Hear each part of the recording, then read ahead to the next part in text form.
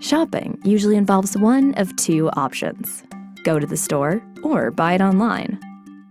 These days, more and more people are opting for the box on their doorstep, which is putting a squeeze on traditional brick-and-mortar retail. But when online shopping can't quite deliver, you need to go to the store.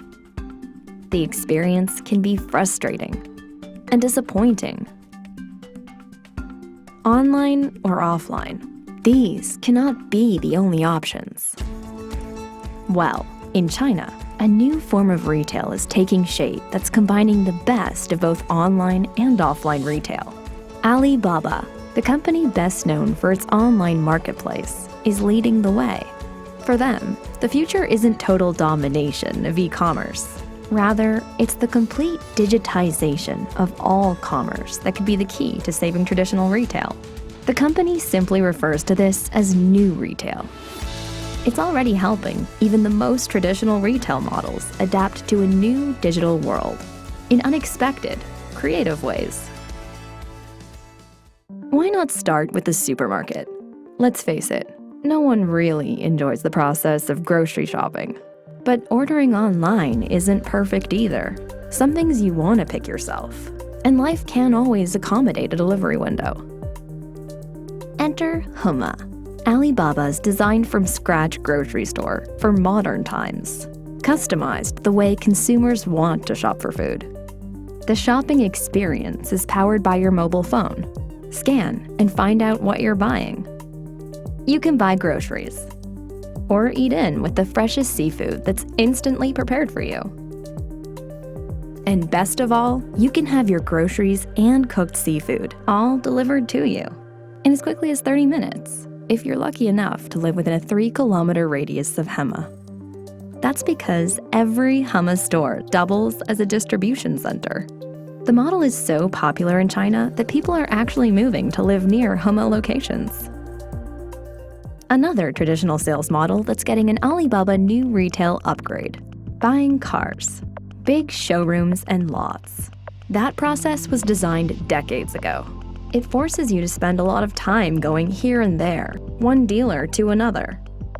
Well, Alibaba is working to redesign the experience, bringing many brands of cars to the consumers to try, without the sales pressure. Behold the auto vending machine. The so-called vending machine model allows consumers to browse models on their smartphones and select the ones they want to test drive, in and out. Experience the car first, then talk to the salesperson. Even the local mom-and-pop convenience stores can get a new retail makeover. These stores, which are the lifeblood of many communities, probably haven't changed much since the mid-'80s and aren't as convenient as they need to be for today's shoppers. Meet the Huangs, the proud owners of this convenience store in Hangzhou, China. Their store used to look like this. Now it looks like this. But the real transformation is the store has gone digital. Alibaba created a special mobile app which provides the Huangs consumer analytics of their store. They can then use the app to order the items most likely to sell directly from one source and avoid having to deal with multiple distributors. This means the shop in your neighborhood is more likely to have what you are looking for. For the ultimate new retail test, let's head to the mall. Yes, the one that everyone predicts is dying. Alibaba is up for this challenge too, and has even been investing in some of China's biggest shopping malls. You buy a pair of jeans, but it's not the right fit and your size isn't in stock. No problem. This store is fitted out with a virtual shelf. Just select the one you want. Scan with your Tmall app and have it delivered to your home. No need to stand in line at the checkout. Even a pit stop to the ladies' room can be a new retail experience.